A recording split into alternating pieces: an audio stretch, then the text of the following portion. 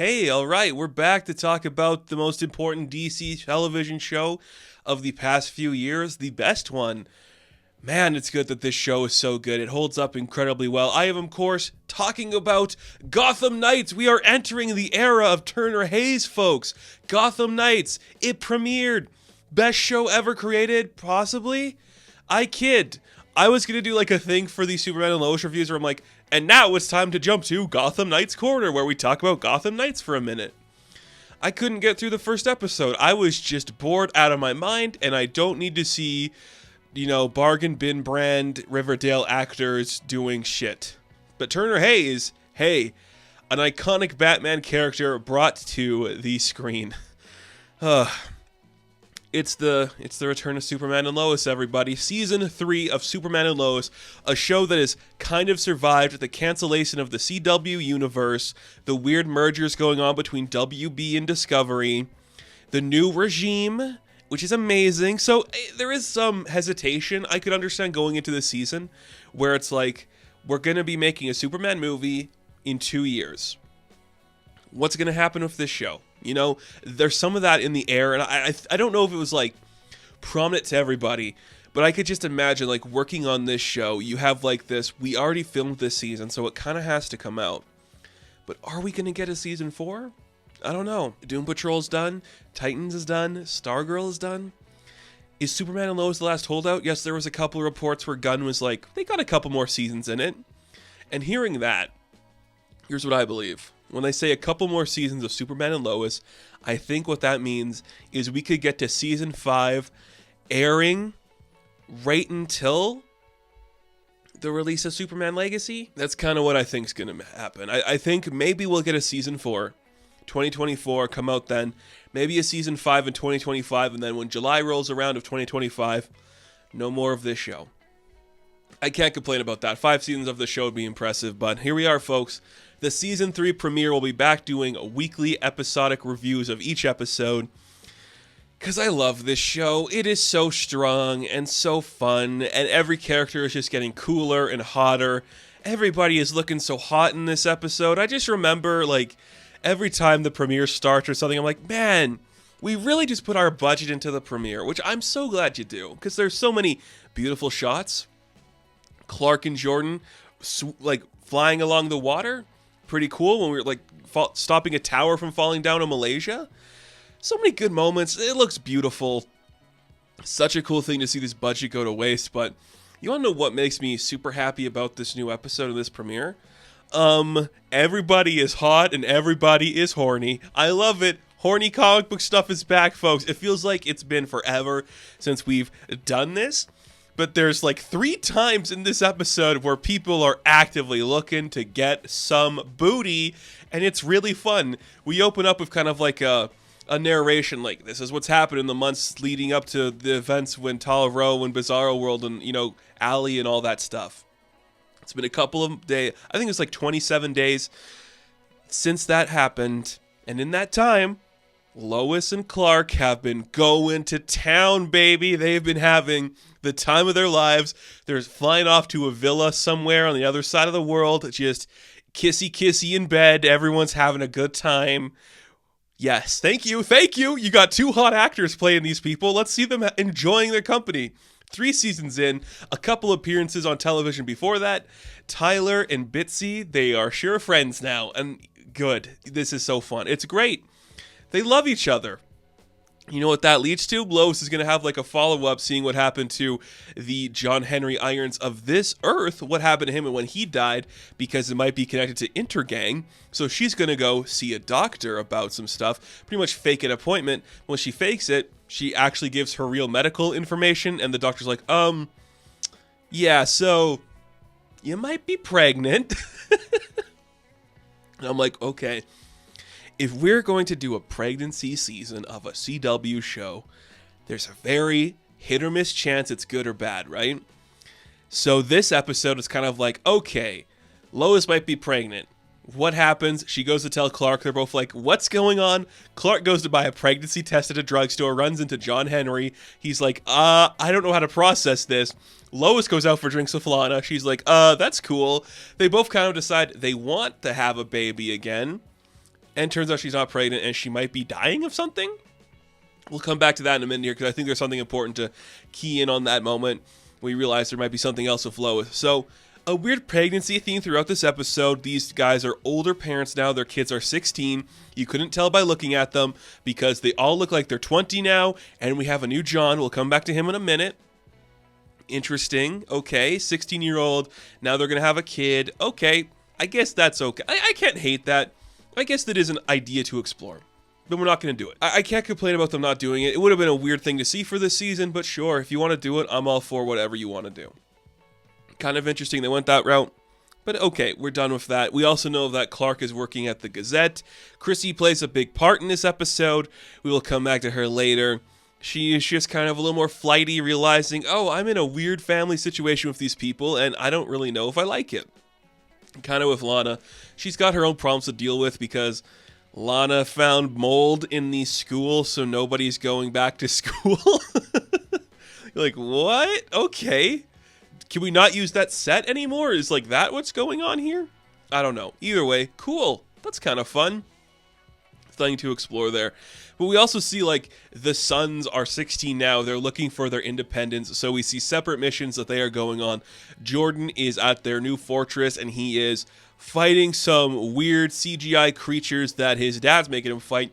I didn't see all of them. Titano is one of them, the big gorilla, and then Jordan fights like the weird like holographic atomic skull, and I'm like, oh, I guess that works because we can't actually use the budget to use those characters, so that's kind of fun. But then, like I said, there's like the big like crane that's being dropped in like Malaysia, and Jordan wants to go save it, but his dad pretty much saves his life from something bad happening in there. Kind of an interesting thing to explore, like, hey, I want to be a hero, you're not ready. Makes sense, I like it. On the other end of things, John wants to get his license. And guess what, folks? We have a new John. So I don't know what the actual details were for the previous actor departing. There's varying reports. Maybe it was just personal mental health reasons. Maybe he wasn't playing ball on certain things. All I know is we got a new actor who kind of looks like him, looks a little bit more like Lois and Clark, just in terms of like his hair color.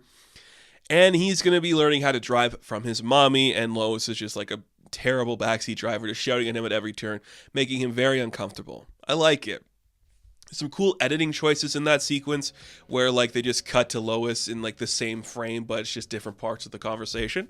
I like that. It's like that's a different feeling effect than what we normally see for the show. I can't hate it for doing that. But he's kind of getting more friendly with his friends. He's still got his girlfriend, which is kind of cool to see. We also see that Jordan and Sarah are having their complicated relationship still. She likes him, but not like that. I think, I don't know, this is just a weird thing to say that Sarah's looking like the most like grown up of the kids now. I know she is older than the actors playing Jordan and Jonathan, but I see her and I'm like, that is not a 16-year-old. That is a matured woman. I don't want that to sound creepy or anything. It's just like, I don't buy that you are 16. I don't buy that Jordan and John are 16 either. I think Sophie, who is supposed to be younger, is the most 16-looking-year-old. I don't even think she is 16. It's just something to note. I don't know if anybody here looks their age in that capacity. The same way it doesn't look like Tyler or Bitsy could have 16-year-old kids, you know? But whatever. I digress. It doesn't matter. Just the kids wanting to get some, freedom from their parents. Like, I want to learn to fly on my own and be my own kind of hero. I want to get my truck license and I can go around and do my own thing, and I get that. It's kind of fun. There's a really interesting side story too where it's just you see that Sam wants to connect with like Natalie for a bit, and he's actually trying to recruit her for like an agency, and she's like, well, my real grandpa isn't a piece of shit like you. And I'm like, that's a compelling story.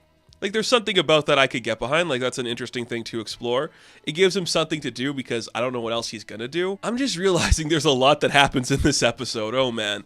Because then we have Jordan and John's birthday party, their sweet 16, and then that's when Clark and Lois were like, maybe we should have another kid. Like, babies are kind of cool and everything. That's kind of a fun thing to explore. Cool.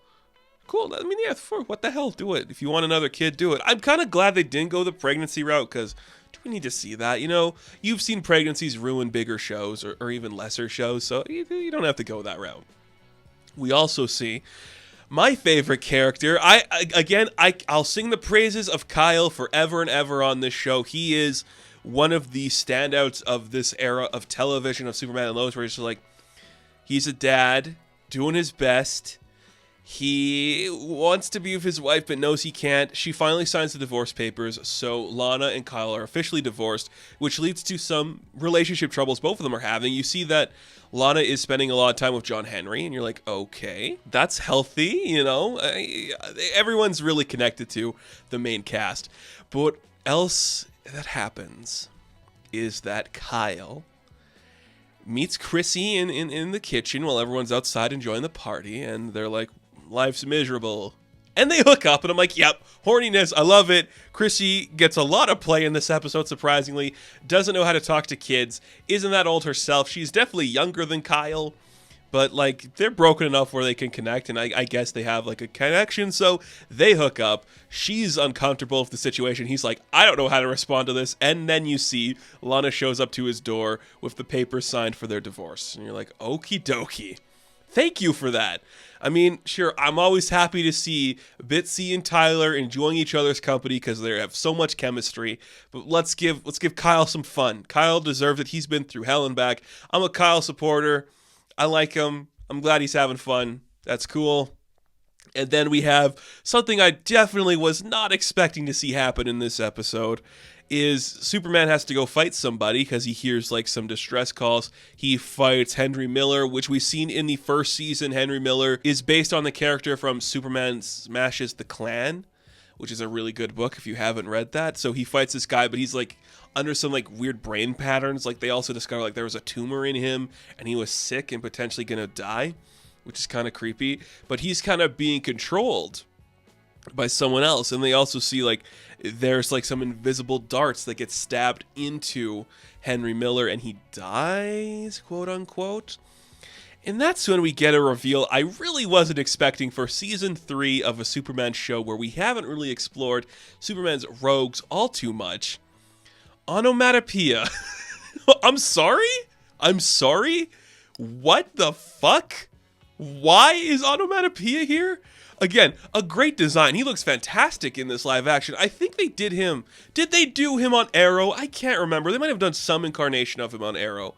But I'm like, wow, you did it right. The powers make sense. Superman has to fly into the sky in a beautiful effect. It looks gorgeous in this episode.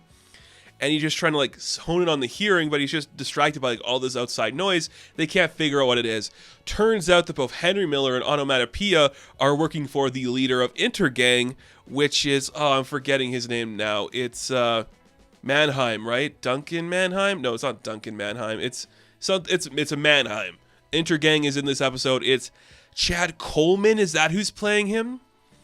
Cool, man. That's cool. They like resurrect Henry Miller. Weird mystical powers going on. We also know that Lex Luthor will be appearing in this season. Just the coolest, man. Okay. Hot people kissing and going to bed together. Awesome. You have beautiful effects for people flying and fighting. Awesome. Onomatopoeia shows up. Awesome. We don't go down the route of having a baby this season. Awesome. Kyle gets to have fun. Awesome. I loved this episode. I think it was a strong opener that's going to introduce us to the larger world of everything we're seeing. Now, we don't have a lot of samplings of this new young man playing John Kent, but I don't think he did bad at all. Played it in a more like subtle way, which is kind of impressive to see. I think that's a really cool thing to explore. I like it. I'm on board. I like it. He gets his license, too. I forgot to mention that. Yeah, John gets his license, so he's going to go on his own adventure and do stuff. But everybody had something to do. We're developing new relationships. It feels like we're going somewhere fun, and that's kind of exciting to see. Hopefully it sticks the landing. Now, again, this is the first episode of the season, which means the VFX and the budget are going to be a little bigger. That means that by the end of the season, we could see the budget going down slightly, but still looks this good and has this much heart and brevity to it. I don't think it's going to be a bad season at all. Always been a fan of this show. We're coming back strong with a great episode. Well worth the wait. Hopefully it can stick the landing. I don't know where we're headed this season either, which is kind of exciting. Pretty cool stuff. Cannot wait to see what's going to happen. I'm on board. Let's do it. More Superman and Lois, please. I'm always for it. I just love Bitsy and Tyler to pieces. I love them. Oh, they're so hot. Hot Superman and hot Lois. We're doing it. We got it. They're hot. I'm happy. I don't need nothing else from this show. So thank you all for watching this review. Be sure to like and subscribe to the channel. As always, you can check me out on Instagram, TikTok, and Hive. And I will catch you in the next one. Up, and away. Have fun. Stay safe. Good luck.